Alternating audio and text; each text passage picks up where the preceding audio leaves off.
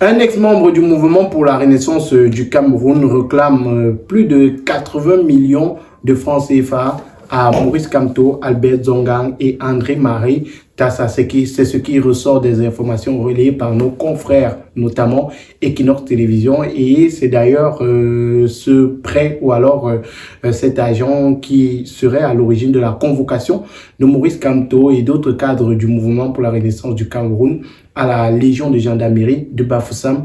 Et nous en parlons sur ce plateau avec Yannick Reno. Bonsoir Yannick Reno. Bonsoir mon cher Magique, bonsoir également à tous les followers qui nous regardent, bonsoir à tous les abonnés, bonsoir à tous les partisans, sympathisants, militants du mouvement pour la renaissance du Cameroun qui ont pour ambition d'apporter le changement, l'alternance dans ce pays, et voilà. Bonsoir chers abonnés et bienvenue dans ce contenu. Nous parlons de cette convocation de Maurice Kamto, Albert Zonga et André-Marie Tassa, membres du MRC du côté de la Légion de gendarmerie de Bafoussam. Maurice Kamto convoqué, on n'avait d'abord pas d'informations sur cette convocation-là, d'après certaines recherches de confrères. Un ex-membre du mouvement pour la renaissance du Cameroun, le nommé Numba Joseph, ancien député SDF, j'espère ne pas me tromper.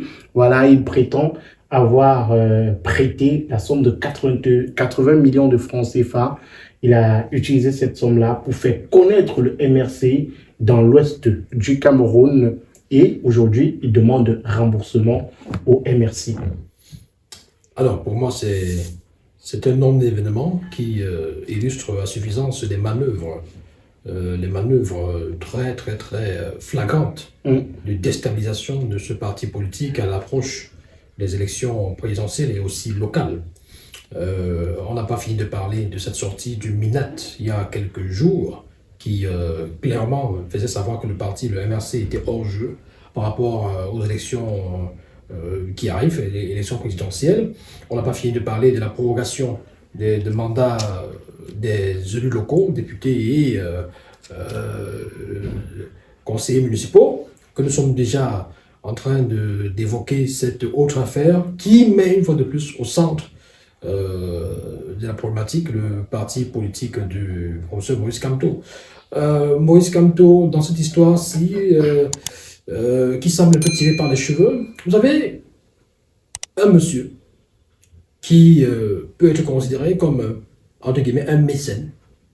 C'est-à-dire que lorsqu'on parle du mécénat, dans des domaines bien précis, il s'agit pour quelqu'un qui a une cause de sortir son argent pour soutenir la cause, pour encourager la cause, sans en attendre une contrepartie en réalité.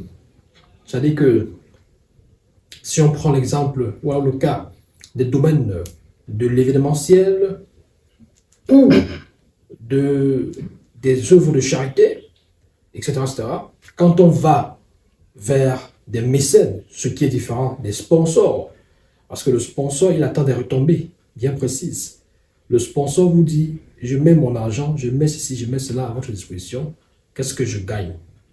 Le mécène, en principe, s'il faut s'en tenir à la signification propre et claire de ce terme-là, le mécène, lui, il est là, il vous soutient. C'est quelqu'un que vous venez le voir, vous lui dites, franchement, j'ai créé un parti politique, je voudrais faire ceci, je voudrais faire cela, je voudrais que le parti progresse, je voudrais que le parti puisse gagner les élections. Il vous dit, les valeurs que vous incarnez m'intéressent, je suis acquis à votre cause, et pour cela, rien que pour cela, je vous soutiens. Quand vous avez besoin de quoi que ce soit, vous venez me voir et je vous donne un peu d'argent, ou alors je prends en charge ceci, cela, ça n'a pas de contribution. Donc voilà, le contexte, un peu résumé, le contexte de ce monsieur, M. Joseph Mumba. Même si certains journalistes révèlent l'information d'une autre façon, ils pensaient qu'il n'y avait pas, il ne s'agissait pas du mécénat, notamment nos confrères du 4e pouvoir, qui nous disent qu'il a injecté 80 millions de francs CFA à la demande du professeur Maurice Kamto, d'Albert Zongang et Jean-Marie Tessa. Et aujourd'hui, il n'a pas eu les retours attendus. Attention, le mécénat ne suppose pas une absence de demande. Attention, ça ne veut pas dire que c'est parce qu'on vous a dit de soutenir une cause que ça devient problématique. Chaussures, il faut dire qu'il y a une jeune Camerounaise qui fabrique des chaussures de très bonne qualité.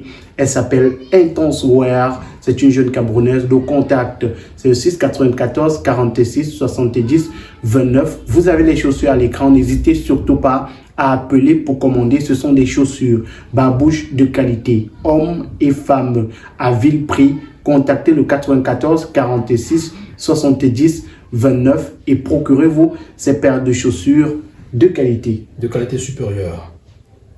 Dans le mécénat, il y a une partie qui va voir une autre partie pour soumettre une problématique de soutien financier. Et l'autre partie qui accepte volontairement de soutenir sans qu'on ne lui ait mis une arme à la tempe. Donc, dans cette situation, ce cas de figure, est-ce que le concerné peut nous dire s'il a des documents qui font état de ce que il était dans une opération financière, dans une transaction financière bien précise, à la suite de laquelle il attendait un remboursement. À ce niveau-là, on peut parler d'abus de confiance. On peut se dire que, bon, vous avez pris mon argent, quand je vous demande de me rembourser, vous ne voulez pas rembourser. Or, il était question pour vous de vous occuper de tel problème, et ensuite, quand vous auriez votre argent, vous m'auriez remboursé. Non, il ne s'agit pas de ça. Il s'agit de quelqu'un qui, en réalité, sûrement, a investi beaucoup d'argent, ça il faut le reconnaître, 80 millions. qui attendait certainement une compensation. Vous savez, peut-être en gagnant une mairie, par ou exemple, alors on parle vous savez, d'un ex-membre du MRC qui a fait la prison et qui n'est pas du tout content aujourd'hui du professeur Maurice Kamto parce qu'il avait des vues sur une mairie de la ville de Douala. Vous savez, justement, je voulais envoyer avec cette problématique-là. À l'issue du boycott, après le boycott en 2020 des élections locales par le professeur Maurice Kamto, par le MRC, parce qu'il faut toujours, il ne faut pas forcément toujours parler de l'homme quand il faut parler d'un parti, parce que c'est un groupe de personnes. Quand le Maurice Kamto est mis en avant, peut-être pour parler de cette décision-là prise par le MRC, il faut savoir qu'il y a un directoire, il y a des personnes qui sont assises et qui ont convenu de ce que il n'était pas mieux, ou alors il était mieux de ne pas aller aux élections, eu égard aussi à tout ce que le MRC a eu comme tracasserie, parce qu'il faut reconnaître que... Les difficultés de constituer les documents. Bah oui, ça les gens n'aiment pas évoquer ça, ils n'ont pas dit ce qui s'est passé. Et ils auraient compris qu'à un moment donné, vous présentez des candidats, il y a des candidats qui doivent remplir des dossiers, qui doivent finaliser leur candidature, et ils ont toutes les difficultés du monde à travers des sous-préfectures et tout ça, donc, où il y a des blocages. Donc, le MRC décide de ne pas se présenter. Et là, vous avez des personnes qui avaient des ambitions, et c'est normal d'avoir des ambitions. C'est d'ailleurs l'idée principale quand on intègre un parti politique. Oui, parce devenir président, devenir maire, député, le parti politique a pour ambition légitime et normale de conquérir le pouvoir. Conquérir le pouvoir. Maintenant, la conquête du pouvoir peut passer par des tribulations, par des péripéties, par des épisodes. C'est-à-dire que cette année-là, notre stratégie repose sur le boycott. Notre stratégie de conquête du pouvoir repose sur le fait qu'on ne se présente pas ici aujourd'hui pour mettre peut-être en exergue un certain nombre de choses, parce qu'on revendique un certain nombre de choses, mais on reviendra plus tard pour se présenter, peut-être étant plus préparé, étant plus fort et tout ça. Une stratégie qui est donc jugée très mal placée par Célestin Diamel, qui a d'ailleurs quitté le MRC. Oui, et aujourd'hui, Célestin Diamel qui a quitté le MRC, on a l'impression qu'il est beaucoup plus proche de ce qu'il critiquait. C'est une impression. On a l'impression, je parle français, on a l'impression. C'est pour ça que je dis c'est une impression. Oui, pas besoin de rappeler que c'est une impression, puisque je dis qu'on a l'impression. C'est une impression. Oui, on a l'impression, ce n'est pas une expression, c'est une impression. Une impression, oui. Voilà. Et vous avez l'impression. Vous comprenez? Non, vous savez, il y a une différence entre être ambitieux et être carriériste. Beaucoup de personnes confondent ces deux notions. Être ambitieux et être carriériste. Et vous pensez que Célestin Diamel se situe entre les deux? Le sujet de l'émission ne porte pas sur Célestin Diamel. Ah, ok. Je prenais le cas de cette personne. C'était juste une petite virgule. Oui, là où il faut mettre un point. Vous mettez la virgule. Donc, avançons. Vous avez ce nombre de personnes qui nourrissent des ambitions, d'être des maires, d'être des députés, qui peuvent absolument être déçu.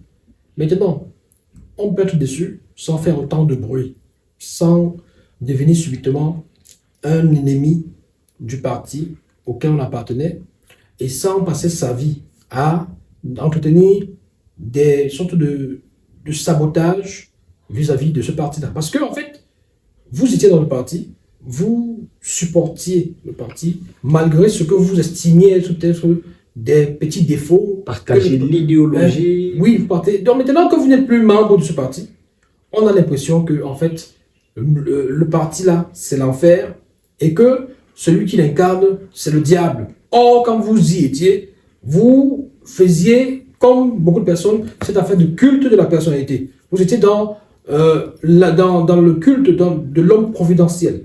Ce que moi, personnellement, je n'aime pas trop. C'est-à-dire que moi, je pense qu'il faut qu'on arrête le mythe de l'homme providentiel dans ce pays. Donc, maintenant, parce que c'est les idées qui doivent être mises en avant. L'homme providentiel, ça n'existe pas. Celui qui incarne, celui qui porte des idées. Les envoyés de Dieu, ça n'existe pas. Non, non, ça n'existe pas. Ça n'existe pas. Donc, il faut faire attention avec cela. Donc, des gens ont été déçus. Et je soupçonne ce monsieur d'être parmi ceux-là qui espéraient des choses, attendaient des choses, et qui aujourd'hui exigent certainement une compensation ou alors un remboursement à la hauteur de ce qu'il a dépensé, n'ayant pas eu ce qu'il espérait avoir peut-être. Là, je suis dans les conjectures, je suis dans les suppositions, dans les hypothèses. Donc, pour être beaucoup plus clair et beaucoup plus concret, vous avez soutenu un parti politique dans ses activités, dans ses actions. Vous l'avez soutenu financièrement. Vous n'avez pas exigé des reçus. Vous n'avez pas dit, vous n'avez pas précisé. Je ne connais pas, il faut être clair, il faut être honnête. On n'a pas la vérité du dossier. On n'a pas... Peut-être au commissariat, il y a les preuves. Oui. Peut-être c'était même un simple prêt. On n'a pas la réalité du dossier. C'est-à-dire que on ne sait pas ce qui s'est concrètement dealé entre les différents partis. Mais quand on écoute les différentes explications des membres du MRC qui ont pu s'exprimer sur le dossier, vous avez plutôt l'impression qu'il s'agirait de la première hypothèse que j'ai évoquée, c'est-à-dire qu'on est pratiquement dans le mécénat, quelqu'un qui a soutenu un parti, qui a soutenu, qui épousait les idées, qui a dépensé son argent et qui peut-être aujourd'hui se sent un tout petit peu lésé et voudrait récupérer son argent. Maintenant, il faut aussi préciser aux uns aux autres qu'il ne s'agit pas parce que c'est facile pour beaucoup de personnes d'aller sur la toile et de parler d'escroquerie, de raconter comment Moïse Kamto a volé l'argent de quelqu'un ou a escroqué quelqu'un. Je tiens à préciser que Moïse Kamto est milliardaire en France CFA. Et que... un peu comme Samuel Eto'o. Non, vraiment, il n'y a pas de rapport.